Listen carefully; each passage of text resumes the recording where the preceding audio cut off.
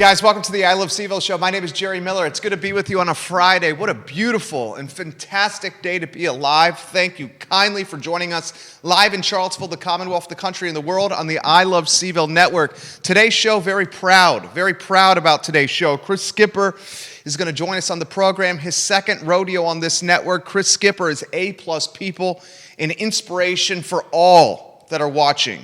Chris Skipper, the definition of hard work, setting goals can change your life. And this man has done an absolute about-face with his health and his conditioning, and we're going to spotlight today on the program. We're also going to welcome Erica Sims to the show. She's the CEO of the Maggie Walker Land Trust. Very excited to have her on the program.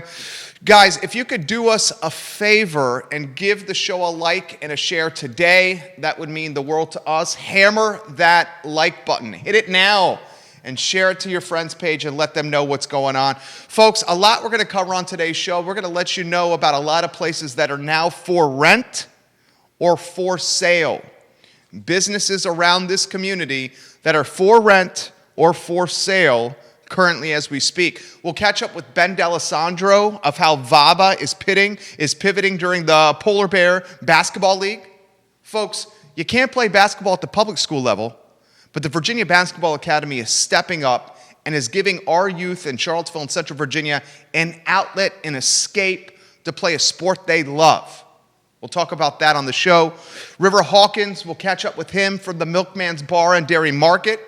He may make a drink. He'll spotlight what the bar is about. This spot is so awesome. It is a honey hole of Charlottesville. Just a sweet, sweet little honey hole of positivity, Dairy Market and Dairy Central. The weekend grand opening of this shopping and dining destination starts today, and I truly expect it to be popular and busy and COVID safe. We'll take a look at that on the program. Skipper Chris in about 19 minutes. Erica Sims at about 1:05 to talk about the Maggie Walker Land Trust, the second land trust in the Commonwealth of Virginia. The first, the Thomas Jefferson Community Land Trust. So Susan Steinmart helped us set up this interview. We're very excited to chat with Erica Sims. We'll give some love to Intrastate Pest and Service Companies. Truly a home's best friend, more than 50 years proudly serving this community. Intrastate Pest and Service Companies, a home's best friend. I think the lead of the show should be the Vice President, Mike Pence, and his wife on national TV getting the COVID vaccination. Get it on screen. Did you see it?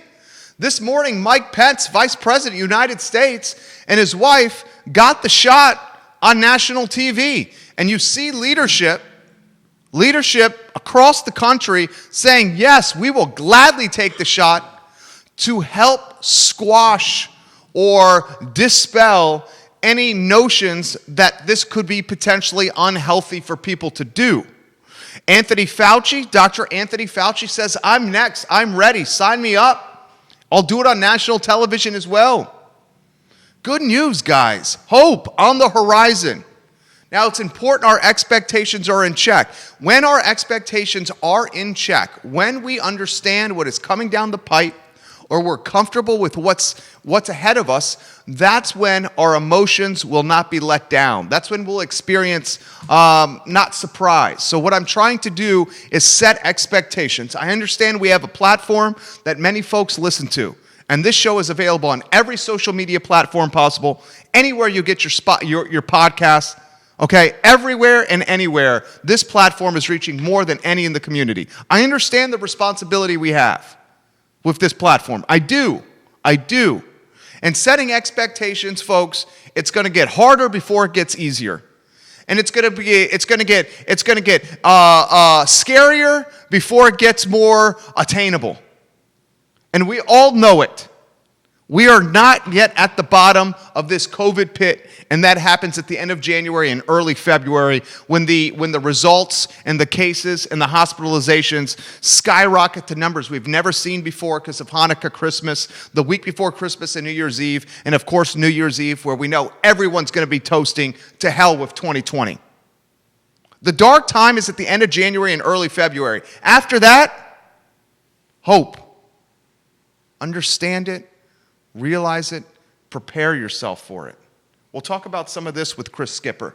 Chris Skipper is a guy that embodies hard work and positivity. I'm curious to see how Chris is going to be spending the holidays. The Christmas season and the holiday season, a time of stress for so many, right? Shopping. And do we travel or do we not travel? How do we get the gifts to the people? What are we going to do about Christmas and Santa photos? A stressful time. We'll chat about that with Chris Skipper. Folks, there are a number of businesses in this community that are either for rent, for sale. I try to follow this closely. Real estate, one of the three businesses we do, we buy and hold, and then we rent. So we try to follow the marketplace closely. I'm going to show you three different pieces of property in this community that are either for rent or for sale. Three pieces of property at three portions of the city or the area that are very different from one another. Three different businesses. The reason I'm bringing this to your attention is twofold. The first fold is because I want to help the folks that have businesses that they're looking to sell or they're looking to rent because they may be struggling. And they're looking to pass the torch to somebody to carry on the effort for them so they could potentially get out of a hole financially because of COVID. The second reason I'm bringing this to your attention is because opportunity is on the horizon. And if you have an affinity for risk and you want to potentially launch your own personal business, there's opportunity. The first one I want to show to you is a piece of property that's for rent in the Ivy Shops. Minda's Clothing. Get it on screen, Judah.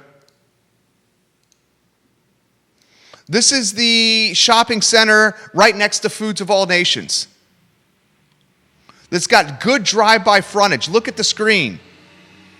This is Minda's at 2125 Ivy Road. 1,800 square feet. Ample parking, visible from Ivy Road, and a portion of the population in Ivy that has a lot of disposable income. I bring this to you because it's opportunity. More will come on the market. 1,800 square feet, 2125 Ivy Road. The Craigslist post does not have a cost per square. I would bet it's about $20 a square foot roughly in this shopping center. Now let's go to one that's for sale. Judah, let's get Barre Studio on screen. This business for sale. This is Hannah Dobbles' business. I put this on the show because it's a post that's active on Craigslist. Let's get attention for it. And if she wants to sell, let's put a spotlight on it. This is a great brand, the Barre Studio. She's done an amazing job, Hannah, in creating and building this brand. $33,000 in asking price. It's on Craigslist. Found it myself. $33,000. A well-established downtown exercise studio, she says in the post. A fusion workout of Pilates, yoga, physiotherapy, and dance. Low impact. The purchase includes all FFE, customer lists, and the lease transfer and brand goodwill. $33,000 asking price for the Water Street Barre Studio. And how about a UVA Corner restaurant that's empty and for lease? Put it on screen, Judah. This is right across from Boylan Heights on that side street. This is in that little shopping center that used to be home to Frank's Pizza in Basil, Mediterranean cuisine. This is across from Boylan Heights on 14th Street. $25 a square foot. A restaurant space that is currently empty. $25 a square. It's got 1833 squares times 25 divided by 12. Under 4 G's a month for this restaurant that's currently vacant. Go in there and lowball. Offer 20 and see what happens. Offer 20 and see what happens. And if you want to figure out the price per month, you take the square feet, the price per square, and you multiply it by the total square feet, and then you divide it by 12 months in a year, and then you get a monthly rent. 3 3 chances for opportunity for an aspiring entrepreneur in Charlottesville. Right there for you. One on Ivy with great drive-by traffic in a population of Charlottesville that has deep pockets, and we know Ivy, Virginia has a lot of money. The second in the exercise space, downtown, for $33,000 asking. An established and quality brand in Barre Studio. And the last, an empty opportunity, a shell of a restaurant that has students, locals, and many people driving by. The reason I bring this to you is perhaps COVID has encouraged you to take more control of what's going on in your life and has inspired you to launch a business of your very own. It ain't easy. I've been doing this 13 years at the end of May.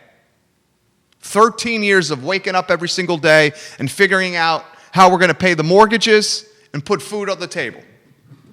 It ain't easy. But for some people, this is opportunity knocking. This is opportunity knocking. Give me your thoughts. You got an exercise studio for $33,000, asking price.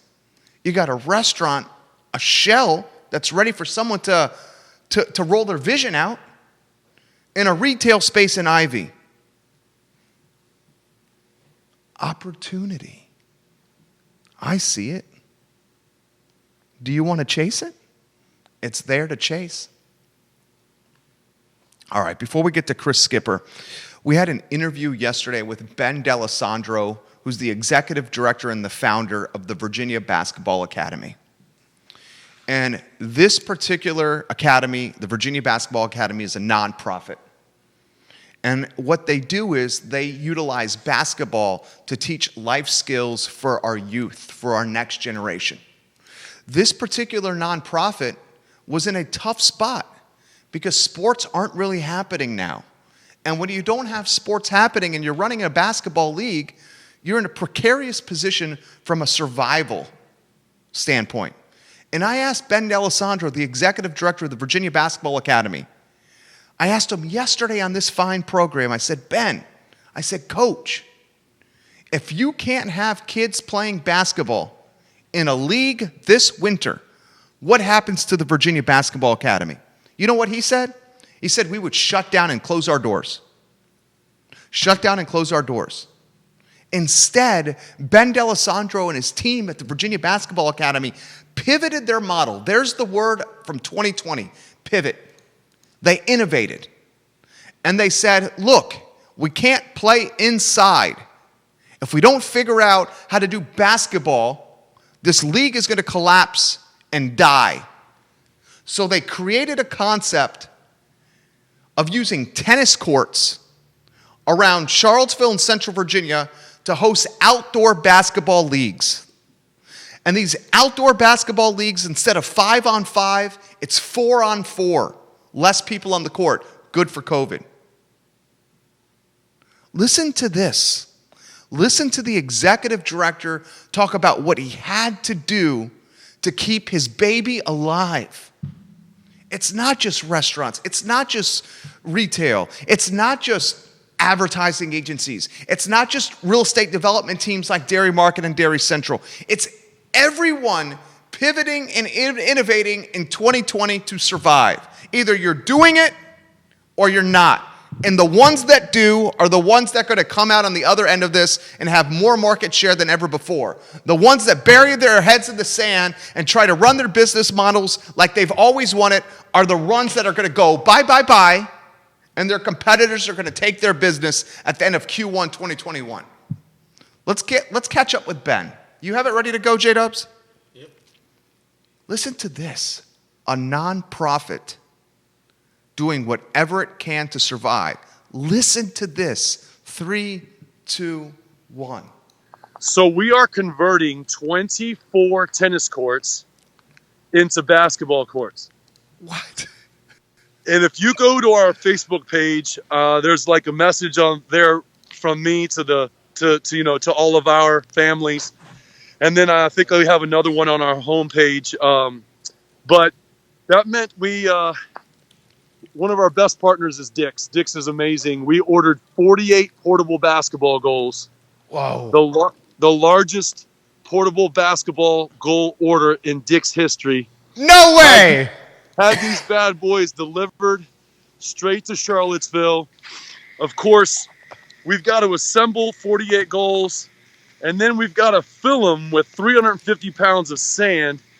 So that's 400 bags of sand. So the next thing we did was we went to Lowe's, and we negotiated down the price as best we could.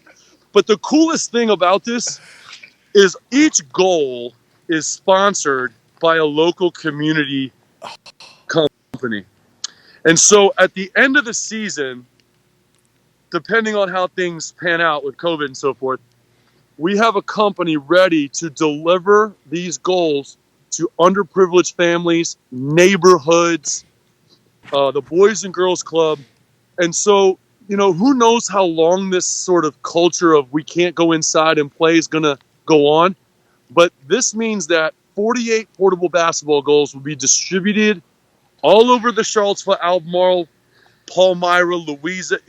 We'll take them anywhere, drop them off, and now you got whoever lives nearby playing basketball outside. Well, I'll tell you what. I love what Ben's doing. Did you hear that? The largest order in Dick's history, 48 portable basketball goals at one time. He's getting business sponsors to sponsor each basketball goal, the portable goals, to cover the costs. And then he's donating the basketball goals to community members into neighborhoods that need them. Freaking awesome. Freaking awesome. Kelly Lewis is watching the program. Kelly Lewis says this: Barre is one of the best local businesses to ever grace downtown Charlottesville. Kelly Lewis, friend of the program. Hannah Dobbles is legit. She's the owner of Barre Studio. She is A-plus people. A-plus people. She's got an MBA from the Darden School, Hannah Dobbles. And she's a yoga genius. I agree, Kelly Lewis, on that. Now, another storyline that I think you need to be following is what I've been trying to highlight on this show for the last week or so. In the last 20 years, the most impactful project to ever grace Charlottesville in the last 20 years, maybe this Dairy Market, Dairy Central, right off Preston and 10th. And we talk about other projects. That's been covered on this show. On Keith's program, Real Talk this morning, which I'm so proud to be a part of. Today we interviewed, was it 6 different people, Judah? It was 6 different people from Dairy Market. It's a very dynamic episode of Real Talk. Get on Spotify or I Love CVille or iTunes or Apple Podcasts. Listen to it. If you want to watch it, go on Facebook. It was dynamic. One of the guys we chatted with is a very colorful guy, dude that loves to have fun. River Hawkins, the guy that's the co-owner of the Bebedero. At one time in his life, River Hawkins was the bouncer for a West Coast strip club. No BS. River Hawkins, at one point of his life, was the doorman or the bouncer, the man who kept the ladies safe for a strip club on the West Coast. This guy's got a hell of a lot of stories. He's just a cool dude. The commentary and the perspective that he offers, you never know what's going to come out of his mouth. That's why hanging out with River Hawkins is the best. On top of that, he knows booze inside and out like the Pope knows holy water. We caught up with old RH, River Hawkins, on Real Talk today. Judah, do you have that sound ready to go? I do. The Milkman's Bar and Dairy Market. Get ready. Giddy up. It's going to be freaking awesome. Judah Wickower, give me that sound in 3, 2, and 1. River, where'd you guys get the idea behind the Milkman's Bar? Yeah, man.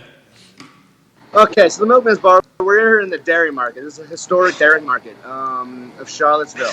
And, it just seemed right. Since we were like kind of the linchpin of the place, we're right at the center of it, or at the heart of it. It really just made sense for us to incorporate the theme somehow. And for me, there's nothing cooler than the old image of the milkman, which is a kind of a cheeky idea, but it's fun. It's got a little bit of a sexy innuendo to it, which is perfect for a bar. I knew you were going to go to this kind of wholesome. Yeah, it's got this wholesome energy. So, man, I just thought the Milkman's Bar is a perfect idea, and it really doesn't limit itself to anything. You know, you can do anything at a Milkman's Bar. You can have milk or you can not have milk. You know, it's so. I just thought it was good for that, and I think it fits perfectly with the Dairy Market theme. River, where'd you get where the aroma of a waffle cone is in the air? A food hall where the aroma of fresh, delicious coffee is swirling inside. The aroma of Angelique's, of Dino's Pizza, Dino's Rotisserie Chicken, Chim Thai food, house sauce and sandwiches from Take It Away, cocktails from River and the Milkman, cold beers from Star Hill, ice cream from Moo Through. I mean, good night. You know, I was thinking about this. I was thinking about this on the think tank this morning. I was sitting on the think tank this morning and I was thinking about Charlottesville and real estate. Often think about Charlottesville and real estate and small and medium-sized businesses on the think tank in the morning. Just giving you a glimmer into what I'm doing here. And while sitting on the think tank, sitting on the throne, thinking about real estate, I was like, you know, there's only one area that can combine the appeal, that can match the appeal of a food hall from a food standpoint. And that's arguably the downtown mall. You go to the mall, you got 50 or 60 choices when the economy is healthy and there's no COVID. You have options at your disposal. You go to a food hall, you have options at the disposal. Here's the big difference, though. You and your friends or your family go downtown, and why you go downtown is because you have choices. When your friends and your family go downtown, you make a choice, you go to one restaurant as a group, and you eat there. When you go to a food hall like Dairy Market, and you meet your friends or your family, you don't just have to make the one choice. You could say, all right, I'm going to go and get a delicious sandwich and some ice cream, a delicious sandwich from Takeaway and some ice cream from Moo Through. My wife is going to go to Chim Street. Our neighbors down the road will get a cocktail at the Milkman's Bar and maybe some Angelique's. And then you can all bring the food to one table and eat all kinds of cuisine while enjoying each other's company. That's a huge difference versus other shopping and dining districts. You go to Stonefield with your friends and family, you eat at one spot. Midtown, one spot. Downtown, one spot. A food hall allows you to go to different stalls and bring the cuisine to a table and enjoy it all together. And the best thing that I notice, I'm fired up and I'm sweating profusely thanks to this medium ugly sweater that barely covers my body. It's so short. I was taken aback today when we were interviewing Angelique and Dino and Tom from Take It Away and Mercedes from Chim. Everybody wants the other food brand in the food hall to do well. It's not like I'm going to beat up Take It Away, I'm Angelique's, I'm going to knock them out. It's a competition, it's a fight. Rising tide is good for all ships. If you have a bunch of badass vendors in the same place doing the best that they could possibly do, that's going to be good for the entire brand in totality. This is an impactful project. J-Dubs, I'm going to reach out to Chris Skipper and see how this dude's doing. Chris Skipper is A-plus people. First, I want to see what Chris thinks of my sweater. Chris Skipper's on the line. Chris Skipper, one thing I know about you is you're a fashionista. You have great style. Oh, you have an ugly sweater too? I don't know about that, but here we are. You know, yeah, it's cats on pizza in space with Santa hats. Can I see it, Chris? Can I see it? Yeah, hold on. I'm kind of attached to yeah. Where did you get that? That one's better than mine, dude. I love that you're in one, by the way. I actually got this from that little coffee shop by Fry Springs Station. Atlas Coffee. Atlas Coffee, yeah. They had this whole wall of ugly sweaters, and This is the only one I saw. I was like, that's cats in space on pizza. That's the one. So, here we are 2 years later. I love this guy. He said, that's cats in space on pizza. I'm buying that. No brainer, So, Chris Skipper, my friend, how are you? How's life? Give us a glimpse into you. I'm good. Things are good. I have found that, being that my primary focus, at first was on losing all that weight. I'm finding now that my focus has shifted more in the direction of being a really great cardio athlete. That's awesome. Well, it's awesome, but cardio people are freaking nuts. Okay. I was the manager for the ACAC water park over the summer. So I spent a lot of time with a lot of lap swimmers, a lot of lifeguards, a lot of coaches. And do you know the old saying, if you go to a barbershop enough times, you're going to get a haircut? Yeah. Okay, well, I've gotten a haircut, the metaphorical one anyways, and now I'm totally obsessed with swimming. Wow. And actually, I really loved what you were saying about kind of having this mindset of hope and perseverance. I heard a lot of really great things before I hopped on, and I actually, if you don't mind, talk to you about mindset resilience a little bit today. Please. I kind of feel as though that's an important thing across the board right now. I mean, it's for me to keep my mental wellness in check, as the vaccine starts rolling out and everything is so kind of up in the air and maybe we're seeing some. And for me, I found that to do that, the best way to do that for me has been to give of my time. I have gone out of my way to make sure that other people have a happy holiday. And that, in turn, has helped me to have Christmas cheer. But as resilience goes, being that I manage the water park, I ended up getting my lifeguarding is primarily what I do for ACA. It was difficult. Swimming is very hard. Learning how to do it correctly with the correct form, the correct breathing, the correct kick, the correct stroke. It just becomes this kind of thing where it's really more mental. And so I took a test to become a lifeguard instructor. I swam the hell out of my 300-meter big swim test, and I had to do that when I was first certified.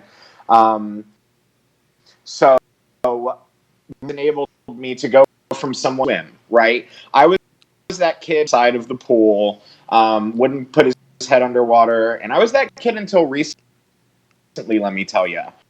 So I was like a dog with a bone, man, and I decided that I was going to swim.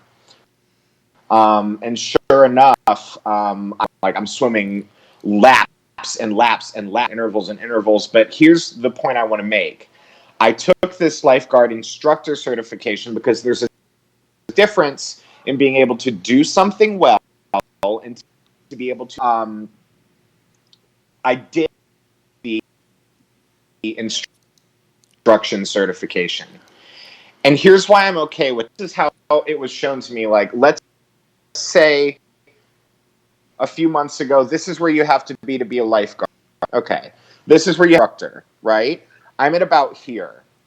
So the mindset change that I have had has allowed me not only to become a swimmer, but to become a decent one, by which it's going to open more avenues for me to help other people learn these skills. So the thing is learning a new skill is hard. Losing a lot of weight is hard. Staying positive during a hard time, that might be the hardest step. I will say this. I do not feel poorly I don't feel like I failed anything.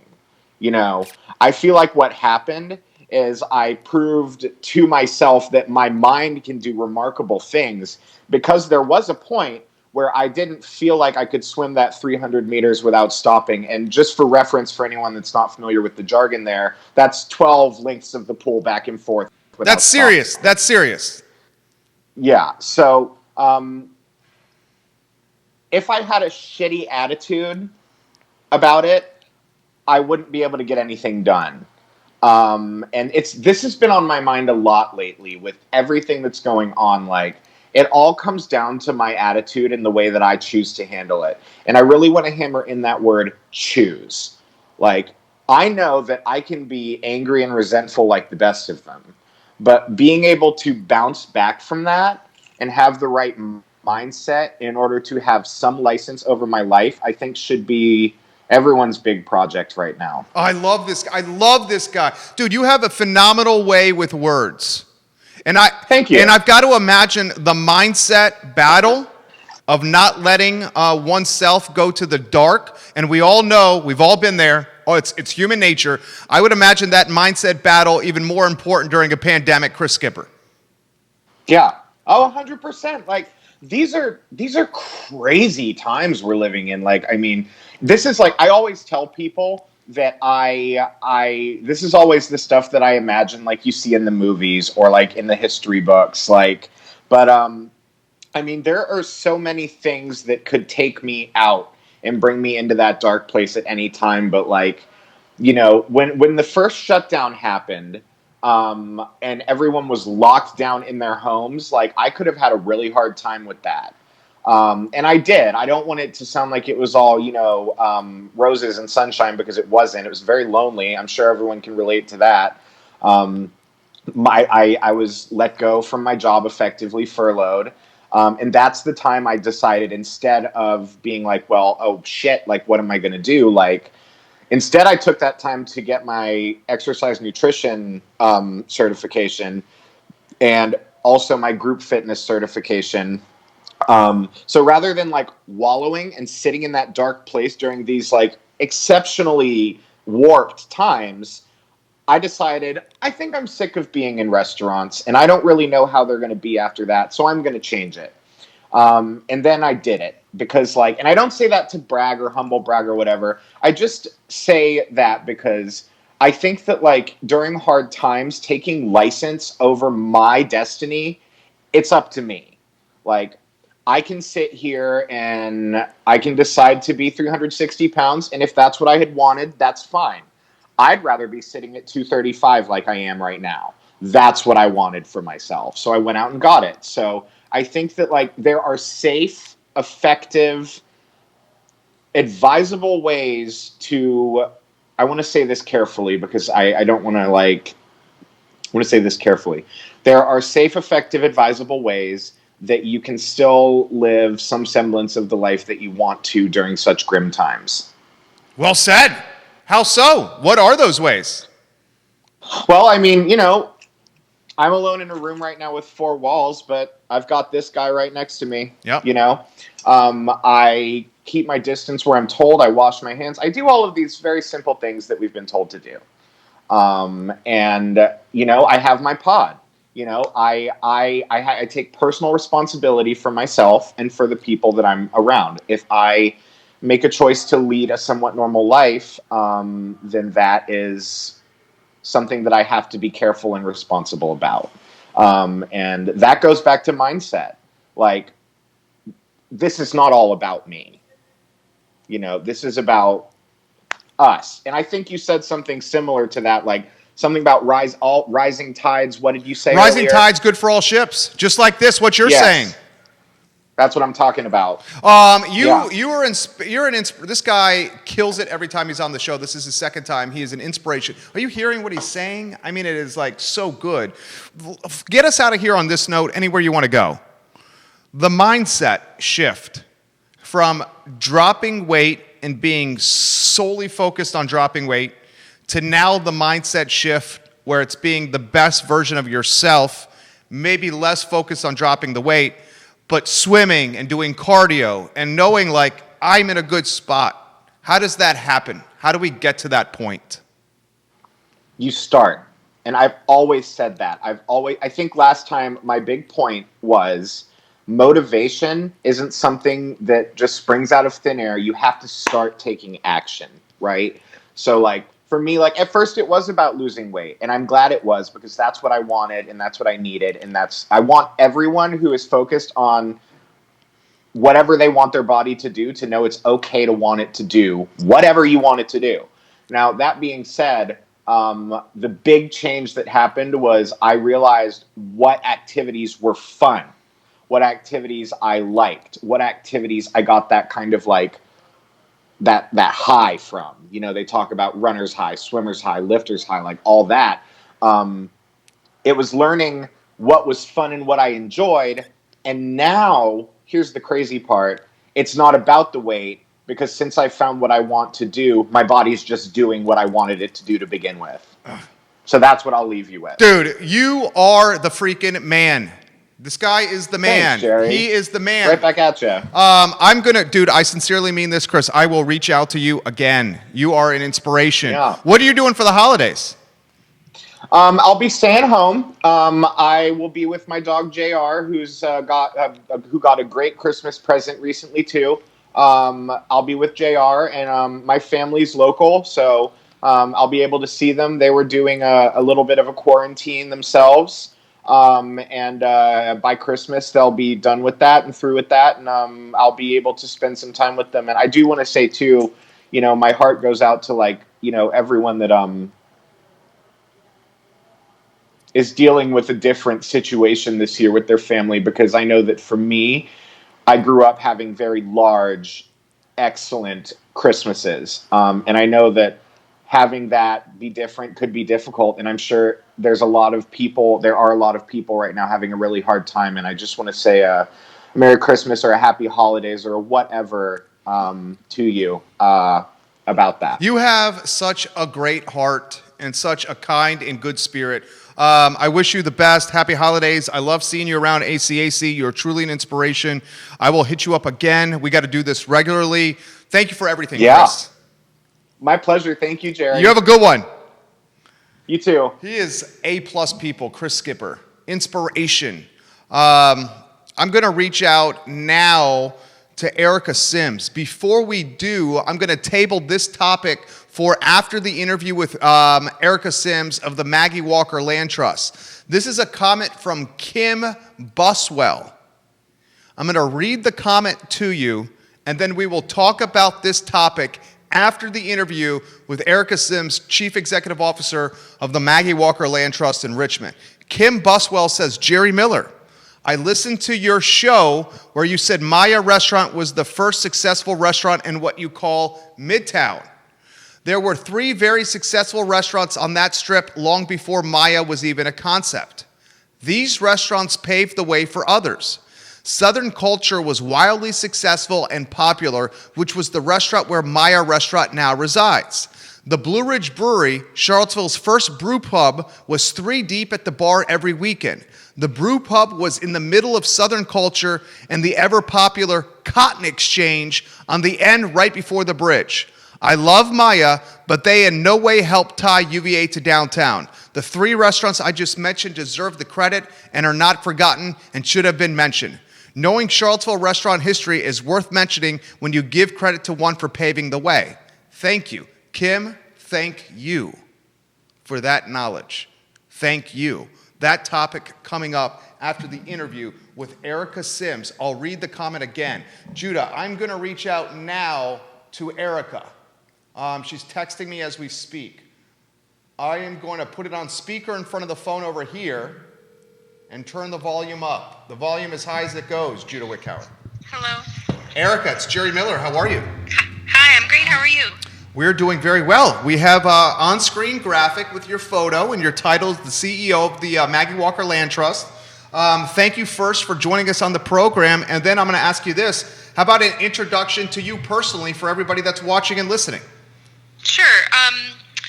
Like you said, I'm the CEO of the Community Land Trust. I've been doing that for about 3 years, and we are focused on creating permanent, affordable housing here in the Richmond region. How is that going?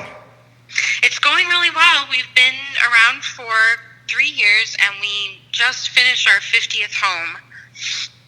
The Maggie Walker Community Land Trust, one of the impactful ones. I learned from Susan Steinmart of the Thomas Jefferson Community Land Trust that you guys were the second land trust in Virginia Commonwealth history. That's pretty amazing. How about the responsibilities that comes with running a land trust that's second in Commonwealth history, and just carrying the torch for the land trust concept, which, Erica, I think is the best way we can create affordable housing, which is a passion of ours, is through the land trust model. Anywhere you want to go on that topic? Yeah, I totally agree with you, and I'll also add that Maggie Walker Community Land Trust is the first combination community land trust and land bank in the country. And land banks are really a tool for getting blighted or underutilized property owned by cities or counties into nonprofit hands. And so you can imagine that that's a perfect combination for community land trusts, because in order to grow, community land trusts need land to build affordable housing on. So we have received about 35 properties that way, and have another 200 that we're hoping to get our hands on through these relationships that we've built with the local jurisdictions here. And so our goal is really to grow, because the affordable housing crisis is so significant. We need to scale. But the other thing that we spend a lot of our time focused on is doing that equitably and making our primary focus not just serving buyers who've been priced out of our housing markets, but particularly buyers of color, because there's never been a time in our history since we've kept track of homeownership rates that the gap between homeowner rates for buyers of color or homeowners of color and white homeowners has been greater than it is now. And I'm fearful that that gap is only going to get exacerbated or widened because of the ramifications and the collateral damage that is COVID-19. More on that topic in a bit. First, I'd like to throw to you running a land trust in a community like Richmond. It's very different than running a land trust in a community like Charlottesville or Central Virginia. It seems to me, and I don't want to assume, that's why I'm asking you this question, it seems to me, Erica, that the opportunity for land and acquisition for inventory is much more realistic than something like Charlottesville that is very landlocked and has very little inventory. Am I reading that correctly?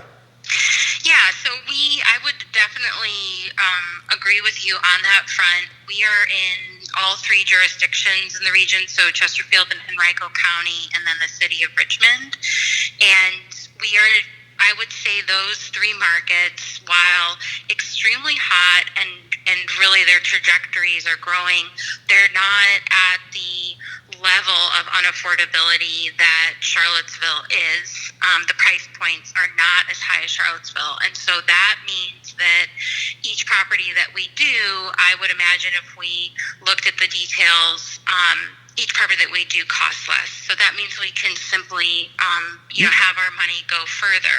However, Richmond is experiencing the same thing Charlottesville experiences, in the sense that the year-over-year increases in home prices and speculative real estate prices is continually a shock here. And so the philanthropic community that we rely on to support us continues to have to be shocked by how expensive this work is. And so in that way, it's not very different from Charlottesville, and it really is about really educating people to understand what it takes financially to do this work within these markets that we operate in. Great answer. Here's a follow-up question for you. Real estate, obviously a passion of both of ours. In the Charlottesville Land Trust model, we can have residents that have purchased a home through the Thomas Jefferson Community Land Trust living in, say, like a neighborhood like Belmont, where they are living amongst folks of a wide varying level of socioeconomic background, meaning a land trust home could be next to someone that has a $600,000 home here. Give us the dynamics in Richmond. Is that a similar dynamic, or is the land trust more pocketed in the creation of its neighborhoods?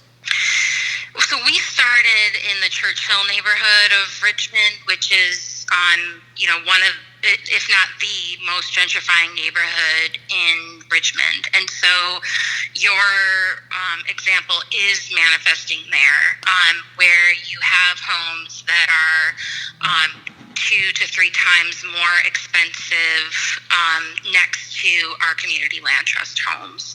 But I think the thing that's really evolved in our understanding over our 3 years is that the beauty of the community land trust model is that it can work in all across different neighborhoods. One of the neighborhoods that we have had a tremendous amount of traction and interest in and growth in is the Highland Springs neighborhood of Henrico, which is a neighborhood of very small bungalow homes that are still selling under $200,000.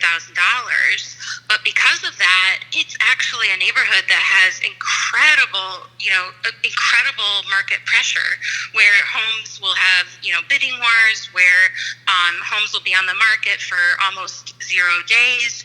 And even though it's a lower empirical value, the homes selling there are under $200,000, it's still a perfect place for a land trust, because there are people who grew up in that neighborhood, previously thought they could buy a home for $150,000 and now no longer can in that neighborhood.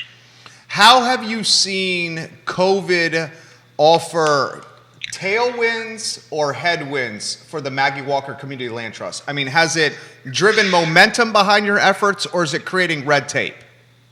When we first started, when March was here, we were pretty worried, and we were also really worried about our homeowners and their rates of default. And we had some really amazing philanthropic support step up and say, if you start to encounter this, we'll be here for you. And I think that's one of the kind of unsung beauties of the community land trust, because we own the land underneath the home, and because we have these strong ongoing relationships with homeowners, we were able to keep homeowners informed throughout COVID about what banks were doing, what federal laws were doing in terms of default and forbearance and other programs that they could take advantage of. And we were able to kind of monitor them. And thankfully and amazingly, although I don't know that this is going to be the case for the next year, I don't think we can say it's behind us, we haven't had anyone go into default. A few people have needed a small amount of help, but it's just been a few months of, weaker income here and there. And so I think that in that regard, COVID was difficult, but it really illustrated how this stewardship model of having a nonprofit directly in the ownership structure of housing can be a strong support and lifeline for people when things get really tough.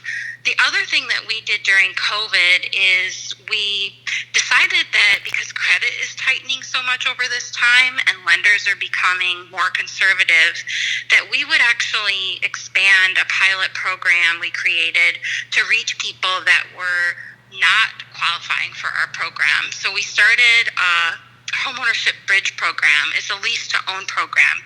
So instead of selling the homes to a qualified first-time home buyer, we identified people who had been rejected from our program, and we signed 12-month leases with them.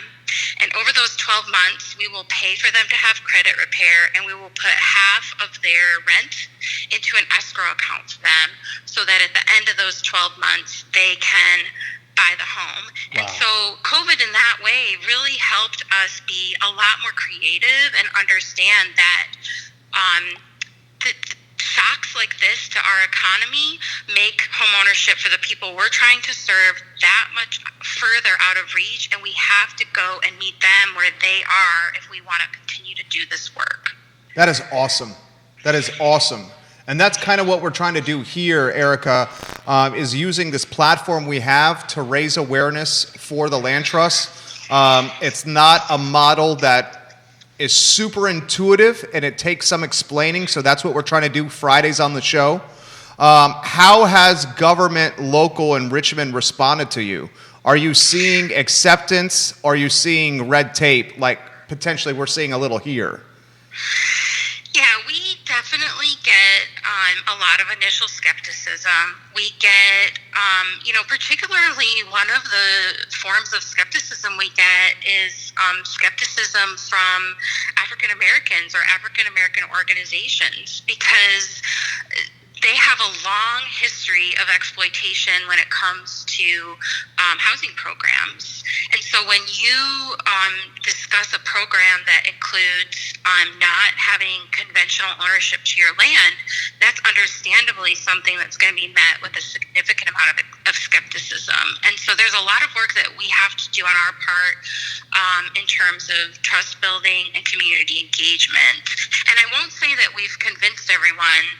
I think that, community land trust housing is not for everyone, and it shouldn't necessarily be the only type of housing in a community. That's not what our goal is. Our goal is to have this as a stepping stone, a component, a missing component in our housing markets and in a family's trajectory as they move through life and attempt to build wealth through housing. So in terms of skepticism from government, the county governments and the city government have actually been really embraced this here, because subsidy and funding for this work is short. This work is expensive. The costs continue to rise as housing costs rise, and our affordable housing needs only grow. And so to be able to make the case that if you give us subsidy for a single home, we will be able to turn that into generations and many, many multiples of homeowners benefiting from that financial resource, that is something that has resonated significantly with local government here. That makes perfect sense to me. You're a tremendous representation of the Maggie Walker Community Land Trust. Get us out of here on this note. I think the land trust model in my neighborhood, in my community, is the best choice and the best answer we have for affordable housing. Erica, we got 10.2 square miles, the city of Charlottesville. We got no inventory on the market. We got a hell of a lot of people from outside Charlottesville and Central Virginia trying to move here because of COVID. And we got people not listing their homes, so prices are going through the roof. Any perspective that you can offer, this is the toughest question I'm asking you here, any perspective that you can offer here in this Charlottesville market, which is so different than the Richmond market? Yeah, I mean, structural change needs to happen, and some of that is local, some of that is not, right? Some of that is state and federal, but structural change needs to happen, and that means that the community land trust is not a entity that can create structural change. Local government can create structural change. And I know Charlottesville has affordable dwelling unit ordinances on the books. I know that you're working on this new affordable housing plan. And I think that structurally strengthening the mechanisms that allow the CLT to get a leg in a market that you are describing is the only way that the CLT can truly grow and expand and get to scale. I 1,000% agree with what you just said there. May I save your number and reach out to you again in the future? We learned a lot from you. Can we do that again? Yeah, I've never had such a wonky conversation about community land trust, so I thank you so much for that opportunity. It was our pleasure. You made us smarter today. You have a good weekend. Thank you, you too. All right, Erica Sims, Maggie Walker, Maggie Walker Land Trust in Richmond. J-Dubs, let's save her contact info. Let's reach out to her again. CEO, Maggie Walker, Community Land Trust, Erica Sims, was legit. Now, I told you I would bring this up on the program. This is for folks, I've been in Charlottesville since 2000 when I came here as the first year at the University of Virginia. So this comment really opened up my eyes because it involved restaurants and brands that were in operation before I first arrived in Charlottesville. And I said on this show earlier this week that a couple of agents of change, agents of positive change, helped create Midtown Charlottesville. And Midtown Charlottesville is the place on West Main between the UVA Corner and the downtown mall. I would say Midtown probably starts... What's the name of the Mexican restaurant that was in the old Northern Exposure building, Judith? The old Northern Exposure restaurant.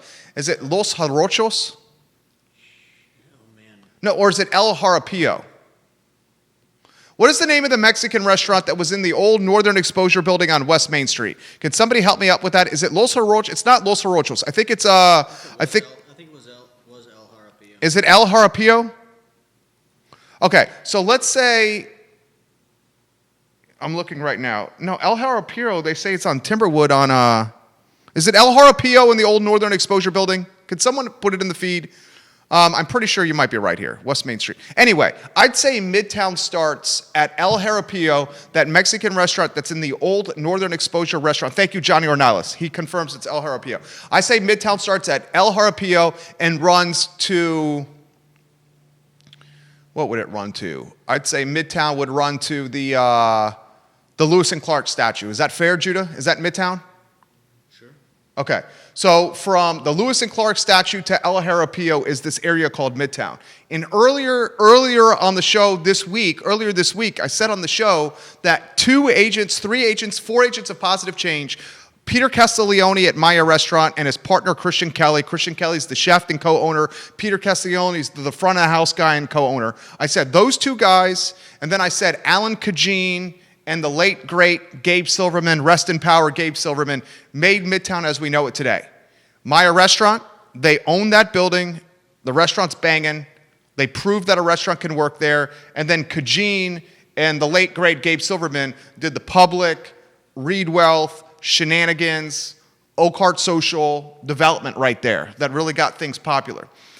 I got a message from Kim Buswell. Someone tell Kim Buswell we're giving her some props. Kim, Buswell. And she said this in the message. I've been here 20 years. She's been here longer than me.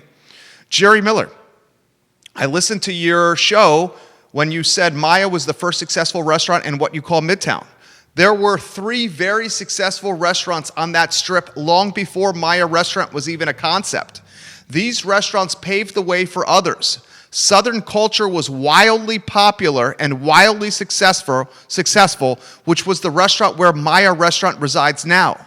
The Blue Ridge Brewery, Charlottesville's first brew pub, was 3 deep at the bar every weekend. The brew pub was in the middle of Southern Culture and the ever-popular Cotton Exchange on the end right before the bridge. I love Maya Restaurant, but they in no way help tie UVA to downtown. The 3 restaurants I just mentioned deserve the credit and are not forgotten and should have been mentioned by you. Okay. Knowing Charlottesville restaurant history is worth mentioning when you give credit to one for paving the way. Thank you, Kim Buswell. I told her I'd read this comment on air. She has more knowledge of history than I do. I've been here since 2000. The brands she's referencing, Southern Culture was alive when I was here. The other 2 were not. So I stand corrected, and I thank you, Kim Buswell, for sharing this perspective because you took someone in me and you educated me and made me more knowledgeable about the town I love. And that's what I love about this community. Johnny Ornelas is confirming that El Jarapillo is gone. So did El Jarapillo close, Johnny? Is it out of business? Is that what it is? Yes, I also remember Awful Arthur's. Do you guys remember Awful Arthur's? Awful Arthur's was the place before it was West Main. West Main was owned by Annie McClure. Then West Main was rebranded by Annie McClure and Patrick McClure, his brother, his beautiful wife, Andy's beautiful wife, Julie, to Tavern and Grocery. And it went from a neighborhood bar type concept in West Main to Tavern and Grocery, which is more sit-down fine dining. Then Andy and Patrick sold West Main, Andy and Patrick, after converting Tavern and Grocery, and then the speakeasy downstairs, Lost Saint. Lost Saint's a great cocktail bar. Great cocktail bar. Andy, Patrick, and Julie sold Tavern and Grocery and Lost Saint to Ashley Sieg, of the Sieg family, Sieg distributorship family. Ashley is now the proprietor and the restaurateur of Tavern and Grocery. Okay, so I remember Awful Arthur's when it was, before it was West Main. And me and my buddy, we got after it at Awful Arthur's. You know, I was young, I was getting after it, walked in that parking lot. I got headbutted by some kind of wacko in the parking lot of Awful Arthur's. It was me, my buddy Shane, and two girls we were with that particular night. And I remember walking out of Awful Arthur's into that shady parking lot behind Awful Arthur's that was always dark and never had any lights on. And some dude that was walking by tried to jump me and my buddy and the two girls we were with. He headbutted me in the head. I still have a scar from it. And then tried to jump us. And my buddy Shane, who's an absolute animal, kept the jumping from actually happening. I think did he punch the guy and told him to stay down, or he was going to go get his billy club from the car? And at the time, he was driving like a green GT Mustang V8. I mean, the quintessential dude's dude. Kept the jumping from happening. So anywho, I appreciate Kim's comment. She said, Southern culture, Blue Ridge Brewery, the Cotton Exchange, they deserve the credit for Midtown. I wanted to get that out to you because I learned from her. Finally, why don't we close on this? I thought that the oldest brewery in Charlottesville city history was either Star Hill or South Street. I guess what the fact is, this is the factoid. The oldest brewery in Charlottesville city history that's still in operation, still running, is South Street or Star Hill. They opened within a couple months of each other. Remember, Star Hill was on West Main Street. It used to be a music venue. I think South Street opened just before Star Hill. Now, she's saying, Kim, that the oldest brewery in Charlottesville is the Blue Ridge Brewery, but it's closed now. So I'm going to try to dig into the Blue Ridge Brewery and get some history on West Main on this show. That way we all benefit from it. I love the history of the town. I love learning about the history of the town. All right, I'm going to get out of here. Yes, Johnny Ordala said El Jarapillo is closed. I did not know that, Johnny. I did not know that. Thank you for letting me know that. I did not know El Jarapillo is closed down. Mary Beth, is it Ongier? I'm sorry I'm messing your last name up, Mary Beth. I apologize. She says, phenomenal interview with Chris Skipper. Thank you, Chris Skipper. Please consider a weekly health mindfulness segment on this channel. That's a good idea. That is a good idea, Mary Beth. For those that are watching the program, in January, we're going to launch a weekly Spanish talk show to showcase and spotlight the Hispanic community in Charlottesville and Central Virginia. Right now, the Hispanic community does not have a local media outlet to offer them positive coverage. When I heard that, I said, we have to fix this. We have to fix this. The Hispanic community deserves positive attention for its efforts and endeavors. Okay? So in January, with the help of Alex Erpy, we're going to launch a Spanish show on the I Love CVille Network. Kevin Higgins has got a joke. I know you're joking with this, Kevin Higgins. I know this is a joke. Kevin Higgins says, I think Kegler's has them all beat on brewing beer. I know you're joking. I know that is tongue-in-cheek. You know what? Does Kegler's still serve the pitchers of beer? Kegler's Bowling Alley. When I was going there, they would give me a pitcher of beer, and it had this circular tube inside the beer that was basically ice. And they're like, it keeps the beer cold. I said to them, you're taking up like 25 or 30% of the volume the pitcher can hold by putting the circular ice tube in the pitcher. Does Kegler still have beer pitchers like that? Do you guys remember what I'm talking about? It would piss me off. I would want a pitcher without the circular tube. Kevin is not joking. You really think the beer at Kevin Higgins is good at Kegler's? Really? Okay, I respect that. He says, before Awful Authors, that location was a karaoke place called Mingles, and Ray Cadell managed it. Oh my God. Kevin, I remember that. Ray Cadell has said that on this show. He said before it was Awful Authors, I love this show. I love learning from people like Kevin Higgins. Before it was Awful Authors, that location was a karaoke place, and Ray Cadell managed it. Ray Cadell told me that. I'm going to tag Ray on the stream on this here. I want to go on the history. We should do a show on the history of West Main in Midtown. That's what we should do, spend an hour talking with people on the evolution of Midtown.